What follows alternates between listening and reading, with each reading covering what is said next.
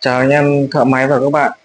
Hôm nay tôi chia sẻ nhanh cái vấn đề về điện trên chiếc xe X135 trước màn hình đây các bạn nhé. Mời các bạn chú ý theo dõi. Các bạn để ý như thế này nhá. Cái chiếc xe này là à, điện đóm đèn còi xi nhan thì có, lổ thì có lổ nhá các bạn nhé. Bây giờ tôi sẽ thử qua một vòng để kiểm tra lại nhé. Vì hồi sớm là thợ của tôi cũng đã giải quyết chiếc xe này rồi nhưng mà chưa được. Bây giờ tôi sẽ thử lại. Đây là còi này, xi nhan này, xi nhan đầy đủ các bạn nhé. Bây giờ tôi sẽ đạp lỗ lên. Còn đè là không được nhé các bạn nhé. Đây đè là không được này.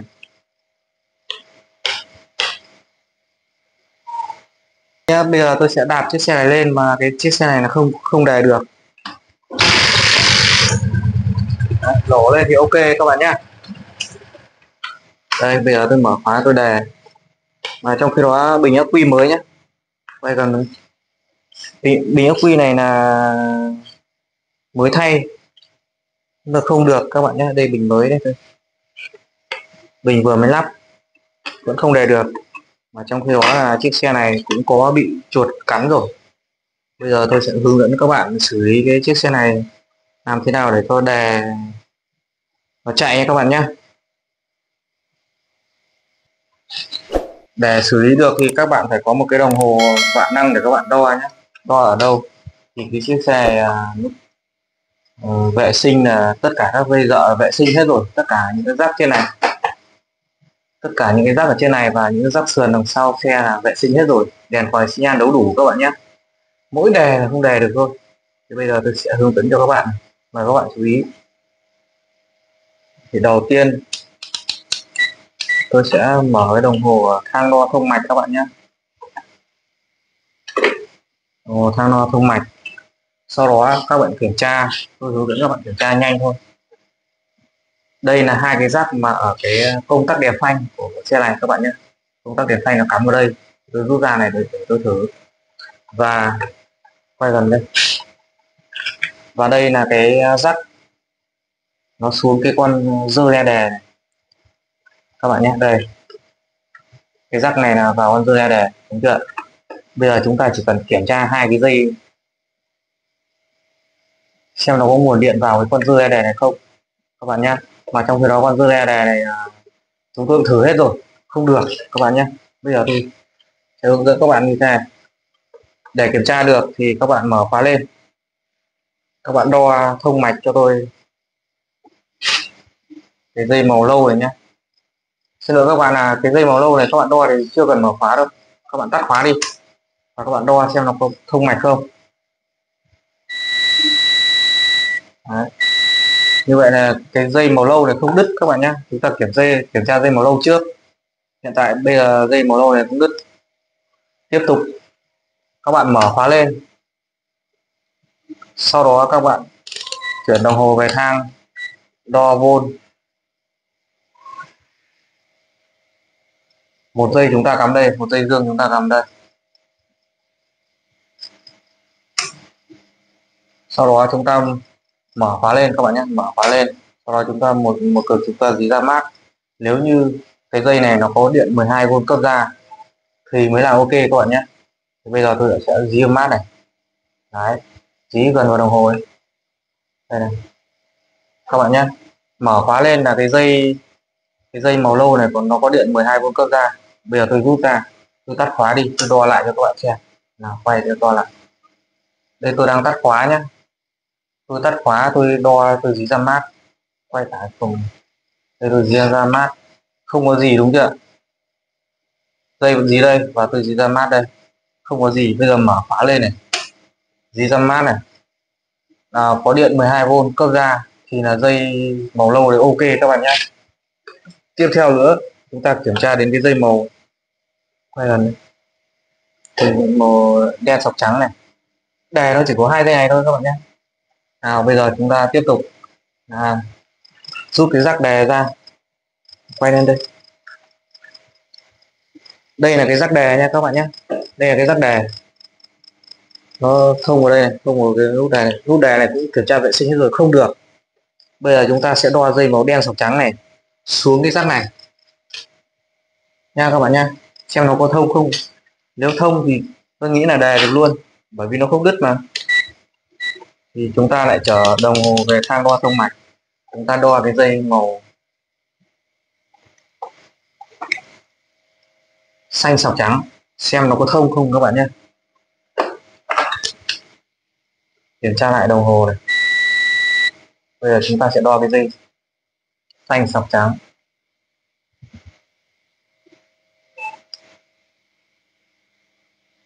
Một cực cắm đấy, một cực chúng ta cắm vào đây. Đấy. Cái dây xanh sọc trắng từ trên công tắc đề trở xuống cái con dơ le là đang bị đứt ngầm đâu đó các bạn nhé. Mà trong khi đó xe này là bị chuột cắn mới đấu lại ok rồi, nhưng mà cái phần này là chưa được các bạn nhé. Đo lại cho các bạn xem lần nữa này. Xanh sọc trắng là không thông nhau, có kết luận là cái dây này bị đứt ngầm các bạn nhé. Bây giờ tôi sẽ lấy một sợi dây khác, tôi câu thẳng từ đây ra đây luôn các bạn nhé. Các bạn chờ một chút, chúng tôi dừng video. Thì đây các bạn nhé, tôi sẽ chuẩn bị một sợi dây ngoài, tôi câu vào cái dây xanh sọc trắng để tôi câu thử trực tiếp vào xem có này được không các bạn nhé. Đây tôi câu trực tiếp vào đây luôn. Tại sao lại câu vào dây xanh sọc trắng thì tí nữa tôi giải thích cái dây màu đỏ này sau các bạn nhé. Hiện tại bây giờ đang xử lý đề trước. Tôi sẽ tách cái dây này ra để tôi câu trực tiếp vào cái rắc của con dây đề bên dưới này. Câu trực tiếp luôn, vừa tại vì vừa chúng tôi đo là không bị thông. Thế trường hợp này nó cũng khá là đơn giản các bạn nhé, nó không khó đâu, các bạn để ý một chút là sẽ ok thôi. Bây giờ tôi câu vào đây, câu vào cái dây xanh sọc trắng này và tôi mở khóa lên, tôi đề của đấy không đề được. Bây giờ xem nó đề được không. Nó bị đứt ngầm các bạn nhé, nó không bị thông. Câu trực tiếp luôn. Khi đã câu như thế này rồi thì bây giờ chúng tôi mở khóa lên đề xem có được không các bạn nhé. Đấy. Như vậy là ok các bạn nhé. Cái dây màu xanh sọc trắng nó bị đứt ngầm, tôi câu trực tiếp đây để thử luôn để cho nó ra bệnh các bạn nhé. Bây giờ mở khóa đề lại cho các bạn lần nữa xem.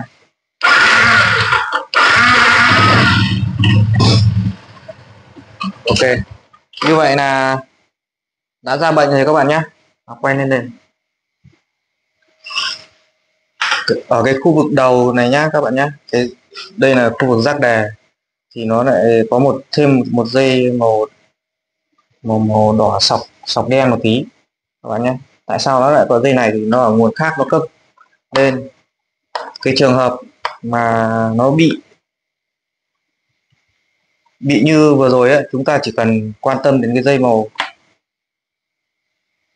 xanh sọc trắng ở đây từ trên này đi xuống, và chúng ta quan tâm đến cái dây này, quay bên dưới này, chúng ta quan tâm đến cái dây màu lâu ở đây thôi là mở khóa lên có điện 12V cấp vào các bạn nhé. Đấy. Còn cái dây màu đỏ này là khi mà xe chúng ta còn số, cái dòng xe côn này nha các bạn nhé, khi mà xe đã còn số thì các bạn phải bóp côn thì các bạn mới đề được, chứ còn các bạn không bóp côn là không đề được các bạn nhé. Bây giờ quay cho các bạn xem. Quay vào cái đồng hồ, quay vào đồng hồ. Đây là đang mo nhé các bạn nhé, đang mo này, đang mo thì ấn đề được, đúng chưa? Đang mo thì ấn đề lỗ. Bây giờ tôi vào số 1, tôi ấn đề sẽ không chạy các bạn nhé, thì chúng ta phải bóp côn thì ấn đề nó mới chạy. Đây bóp côn này, đúng chưa? Đây là cái độ an toàn nhé các bạn nhé. Nào quay lên, cái dây màu đỏ sọc đen này nó có tác dụng là khi mà xe có số là chúng ta phải bóp côn vào mới đề được các bạn nhé. Còn cái chức năng hoạt động của nó như thế nào thì khi nào mà có cái trường hợp bệnh như thế tôi sẽ giải thích sau các bạn nhé. Bởi vì hôm nay tôi chỉ hướng dẫn các bạn xử lý cái đề cái xe này thôi là xong các bạn nhé. Đây nha các bạn nhé, qua quá trình tìm kiếm thì cái dây vừa rồi chúng tôi câu trực tiếp đây, cái dây này đây, nó bị chuột cắn, nó bị đứt hết đồng rồi, nó còn mỗi cái vỏ nhựa thôi, nó bị đứt. Với chúng tôi đo không mà tôi tách dây ra tôi kiểm tra đây. là nó đứt cái dây chuột cắn nhé các bạn nhé. Đây, bây giờ chúng tôi sẽ đấu dây này vào thử lại một lần nữa, thì không phải câu dây cho nó mất việc các bạn nhé. Tôi sẽ đấu dây này vào mình lại thử tiếp các bạn nhé. Thì ok, các bạn câu dây kia xấu. Đây tôi đấu vào cho cái ống nhiệt vào cho nó chắc chắn các bạn nhé. Chuột nó cắn bị đứt hết dây đồng, còn mỗi cái vỏ nhựa thôi. Mà xe này tôi lấy tưởng trình bày với các bạn là xe này bị chuột cắn hỏng hết dây điện, một thợ tôi mới đấu nhé các bạn nhé. Còn mỗi cái đề là thợ mới chưa làm được, tôi tranh thủ tôi quay video cho các bạn tôi giải quyết lốt. Vậy là ok các bạn nhé. Bây giờ sẽ không phải câu dây nữa, mà bây giờ tôi sẽ cắm vào rắc nào đi rắc đó. Rồi, ở đây đây là rắc đề đúng không, cắm vào,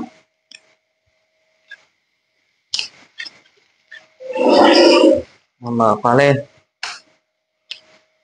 trở về mo các bạn nhé. Trở về mo vấn đề nó phải hiện cái đèn mo này lên thì các bạn mới đề được nhé. Nó không hiện mo, nó hiện đang hiện số, các bạn không đề được đâu. Đấy, như vậy là ok rồi các bạn nhé.